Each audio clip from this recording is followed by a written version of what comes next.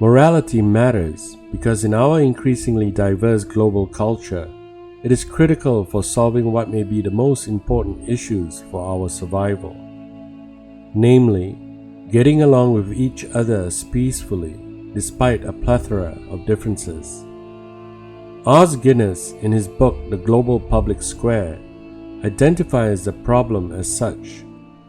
How do we live with our deepest differences, especially when those differences are religious and ideological, and when those differences concern matters of our common public life? In short, how do we create a global public square and make the world safer for diversity? The most obvious of these conflicts, one that has grown increasingly violent and intolerant in recent years, is between radical Islam and Western culture. But those, though less violent, are showing evidence of increasing intolerance of those who disagree. Take, for example, the response of businesses that choose not to provide services to same-sex wedding ceremonies.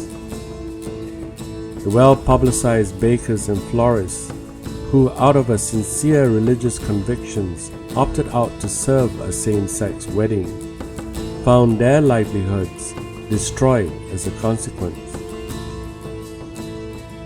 In addition, some state university systems and private colleges no longer allow some religious organizations and clubs to have a presence on campus because of their views. Increasingly, religious institutions, including schools, non-profits, and businesses run by religious believers, are finding themselves subject to highly coercive measures that would force them to abandon deeply held religious views or face severe sanctions that would force them out of business. Morality matters because important virtues and moral principles are at stake in these public issues, and because ethics is our best hope for establishing a framework of living together peacefully despite our ideological differences. Os Guinness insists that what we need goes beyond the traditional idea of religious freedom to what he calls soul freedom, which others have referred to as freedom of conscience. This extension of religious freedom is necessary because soul freedom applies to all human beings, whether or not they have religious faith. Guinness insists, I quote, "Indispensable to solving these challenges is the extension of soul freedom for all.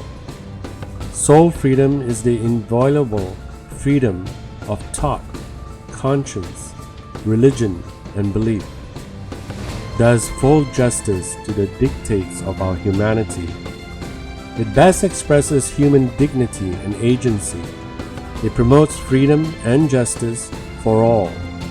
It fosters healthy giving, caring, peaceful and stable societies, and it acts as a bulwark against the countless current abuses of power and the equally countless brutal oppressions of human dignity. Soul freedom is about nothing less than our freedom and responsibility to be fully human and to live together in thriving and beneficial communities." Mutual respect, tolerance, and peaceful resolution of conflicts, these are moral values. So the issue that Guinness raises is fundamentally a moral one. In order to deal with the increasing secularization of the culture, the privatization of faith that often results from the tensions raised by a secular culture, and the changing notion of tolerance from treating people well with whom we disagree to actually agreeing with their ideas, we require a new sense of a moral pluralism.